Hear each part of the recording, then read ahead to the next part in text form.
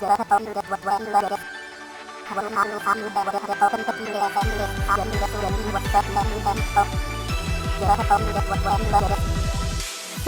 my name is Ponranger. I am a tokusatsu and mecha-inspired idol from New Jersey. I have been a Kaigai idol for about 4 years now, as of this May. My aesthetic style is really informed by tokusatsu, which is a form of filmmaking that incorporates a lot of practical special effects.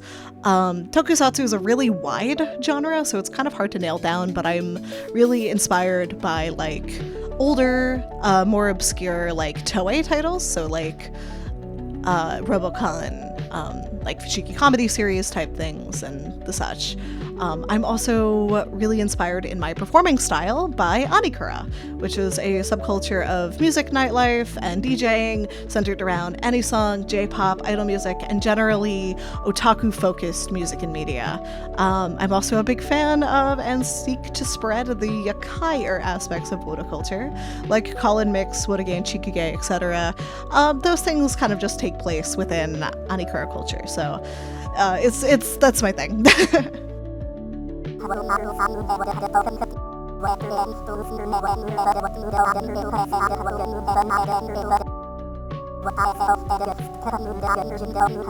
Some of the driving forces that have kept me motivated is the desire to continue to make art. I've always been some form of artist, even before becoming an idol, so I'm always really on the lookout and open for new things to inspire me. As I mentioned before, my core inspirations for this project have always been tokusatsu and mecha anime, but as the years have gone on, I've kind of found and then added and been inspired by more things. So, of course, like Anikura culture, the idol groups Plank Stars and Super Macaroni Salad, and as a result, it's always been idol, mecha anime, and or toku, and then some secret extra thing that's there to add texture. So my image has really shifted in different ways with each new era, like any good piece of tokusatsu media. I've entered a bunch of different eras, like a 70s tokusatsu era when I first started. When I went on tour, it was train themed. During the Guardian era, it was like 2000s toku. During my most recent era, after Ponranger Sanjo, it was very Chika Idol inspired. And more recently, coming up, again, basically a tokusatsu trope at this point, entering my ninja era with my EP.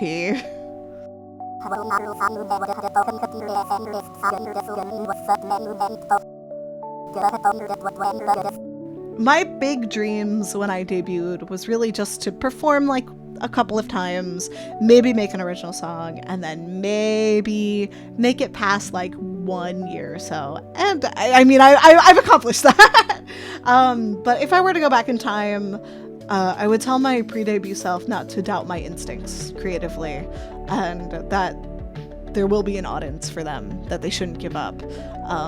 And I've always held that, like, if you build it, they will come. And I feel like I've really carried that with me.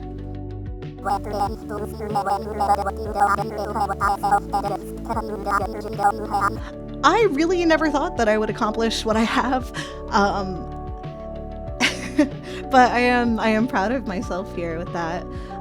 Right now, I am about to accomplish one of my goals with releasing my EP next month.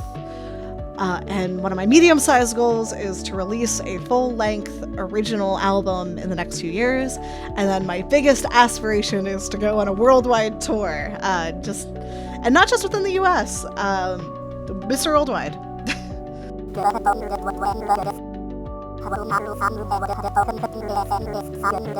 I would categorize myself as a Chika idol or an underground idol. Despite all the theatrics I have going on with the Toku theme, I don't consider who I am on stage to be like an idol sona in sense of playing a original character. Just like I'm myself when I'm there, and it's heightened. It's more of a stage persona and less like a character. But on the stage and off the stage, I am the same guy. I sing and dance. I have a long way to go even still, and I've been working on my skills. I primarily like to perform on stage over publishing covers online.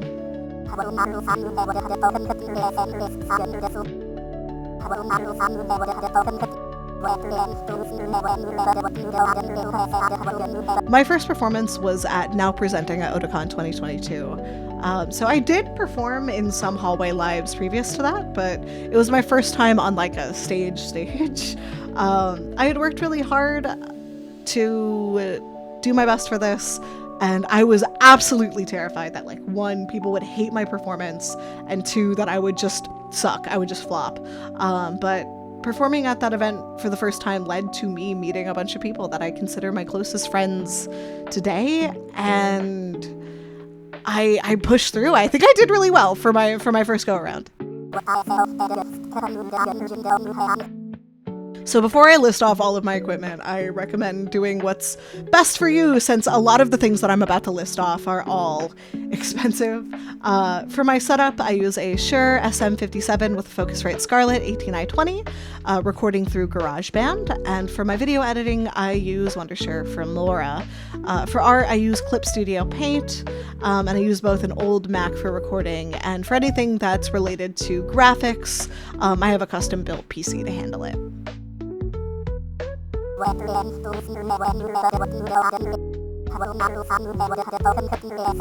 So to make a really long story short with my original music, I usually come up with an idea or base concept, then I start gathering inspirations for both visuals and sound.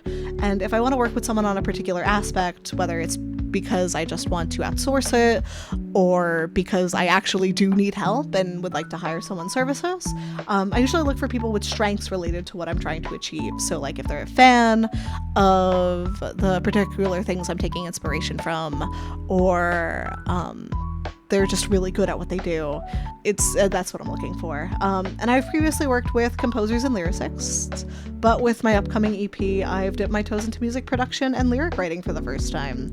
And then after all of that, the visual component comes after the song is finished, based on not only the preliminary aesthetic stuff, but also the final sound of the track.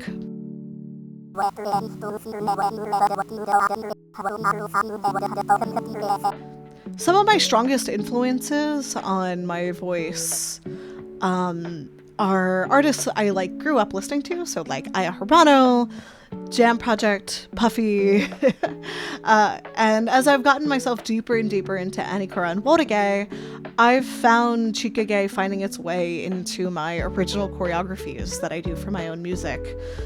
So as a result, as I've found as time goes on, I have less Kaigai idols showing up to my sets and more Woda in the audience. It's still people from all walks of life, whether they're performers, dyed-in-the-wool Woda, or people without an interest in idol culture, but they like something about me specifically. Like, it always surprises me when someone says, "This is my first idol show. I don't know anything about this whole thing, but I felt really drawn to your stuff and I had a good time." And really it is just like, it's all fans. It's all fans getting you to where you need to go, really. And I appreciate all of them. If I had unlimited time and money, I would be just unstoppable. Like, I have so many ideas in mind. So like a several-hour one-man, what about a stadium show? It could be super crazy. I could bring over people. I could, there's so much I could do. The Bread Party team could literally buy out their equipment outright instead of having to like rent things. And if I ever won the lottery, I wouldn't tell anyone, but there would definitely be signs. One piece of advice I would give to a Kaigai idol heading into their debut is to be inspired by the people that have been doing this for a long time, but don't compare yourself to them. They've been around for several years, which means they have several years of experience under their belt. And you're you, and you will get there after those several years. But don't be too hard on yourself if you're not matching up to people with, like, experience. I began combining singing and dancing since debut. In high school, I had some vocal classes, but really, other than that, I am basically self-taught for both singing and dancing.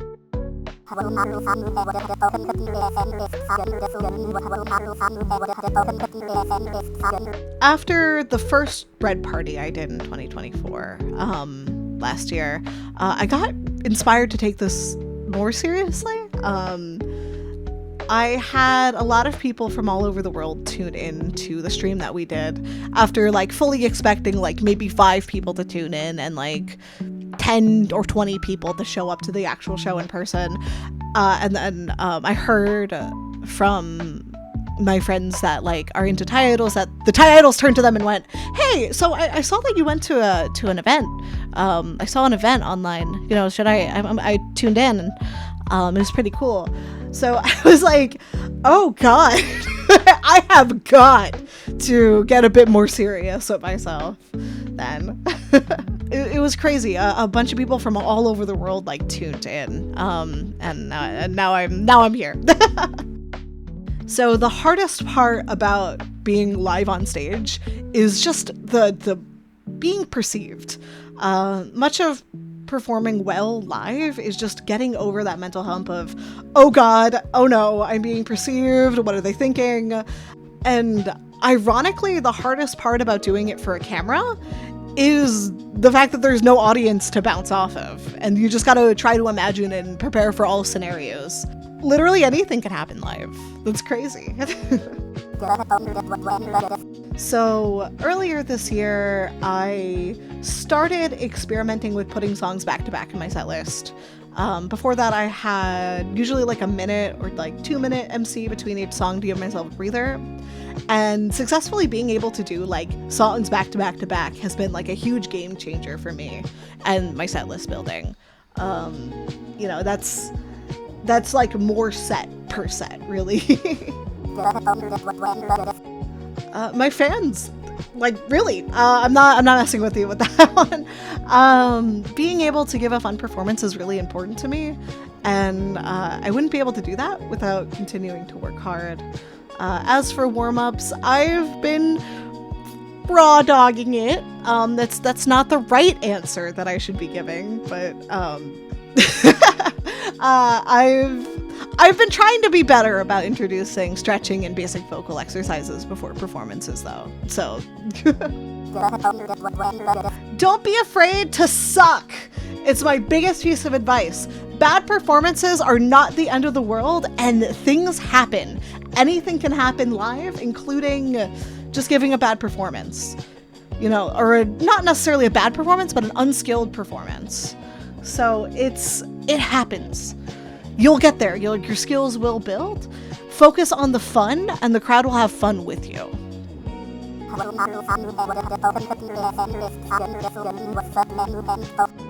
So I am based out of New Jersey. I would say about 90% of my performances are outside of my state, and then 50% are outside of my general region of the US. The furthest I've ever traveled per performance is to Japan for my friend Aiden's last live show before they moved back to the States. I had absolutely zero expectations going in, just like, good luck, have fun. I'm aware of things that might be a barrier to certain audience members. You know, that's okay, like, as long as I have fun. But I ended up really creating a lot of wonderful memories, like making a lot of new friends out there, and I really want to go back and perform again soon.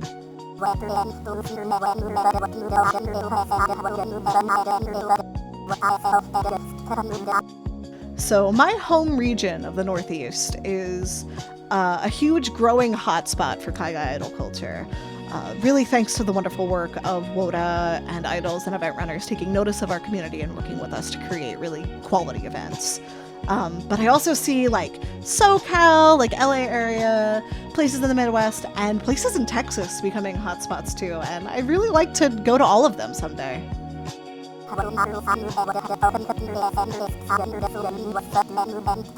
So my quote-unquote best experience spot is ever-changing for me. Right now, my best experience was traveling to perform to AWA last year. So that was my first AWA ever, and I later learned a first year for the new idol programming department they have there, which is going to be which is similar to Otakon as far as I understand, like idol space programming department. And I had a ton of fun. The staff was super responsive and helpful, and they cared a lot for idol culture, which bodes really well for next year. 2 pieces of advice I would give to an aspiring traveling idol is to keep an open mind and heart. Every local scene is going to be different, and sometimes there will be places that you like fit in great with and you mesh great with, and then some places just aren't a good fit, and they're gonna have to deal with that themselves.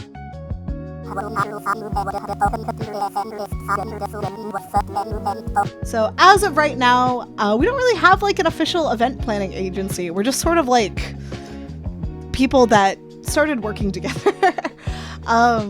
We've been calling ourselves the World Chaos Party Crew because we all started officially working together during World Chaos Party. But my group of very talented friends, Ashes, Aiden, Lance, Ando, Ella, Royal, and Kay, all helped me beef up everything really good for Red Party this year. And it really set in stone for us that, like, we want to keep running events. Yeah, we ended up meeting by chance and having a lot of passion.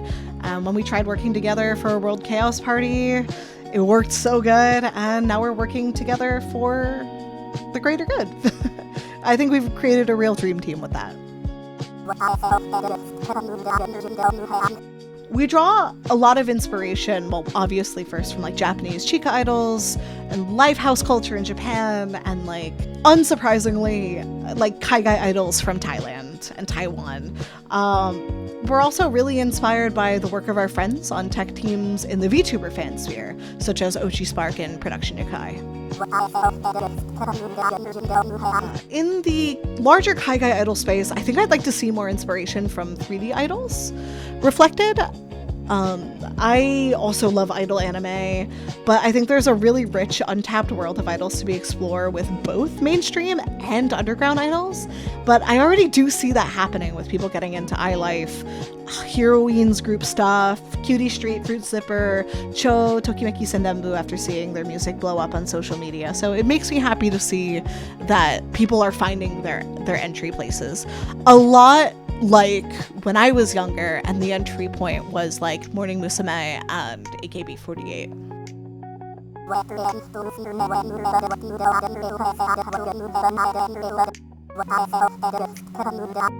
So my favorite part of running events is getting to see the excitement for people going, just like the hype online, hype afterwards, hype during the event. And the hardest part will always be actually running the event. So like funding, contingency planning, plans A, B, and C, logistics, It's like Tetris, but when it all falls into place, it's basically perfect. Seeing the response that people had to this year's Bread Party, like, alone was worth it and really motivated me to keep going. My new proudest accomplishment is finding out that idols from Taiwan were like watching the stream to check out the United States idol scene, and now groups want to perform in the States, which is crazy to think. All right, cool. Little old me? Wow. So how one gets started planning their own events is to be young, dumb, and full of, So start with a vision and then go out from there. So everyone's events that they'll run will be different, so their needs will also be different, So key components like venue, tech, advertising, and funding are like the base, but if someone has like a specific vision, if they want it to be cosplay centric, if they want it to be original idols, if they want to bring in international talents, if they want it to be super big, if they want it to be super intimate, that's all, going to be dependent on what they can do. Their needs are just simply going to be different based on the vision they have. There's just so many moving parts, so if you are looking to plan your own event, take it slow and work smart. And if you ever need advice for running events, please don't hesitate to reach out. I'd love to answer any questions about my experience with Bread Party. And then if you have more ideas about your dream stuff, I can help point you in the right direction.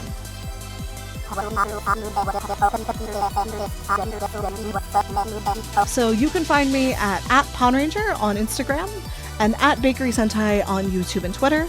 I also have a website that you can find everything that I'm up to at pawnranger.net. And I hope to see you all soon. See you, ChuBu! Bye!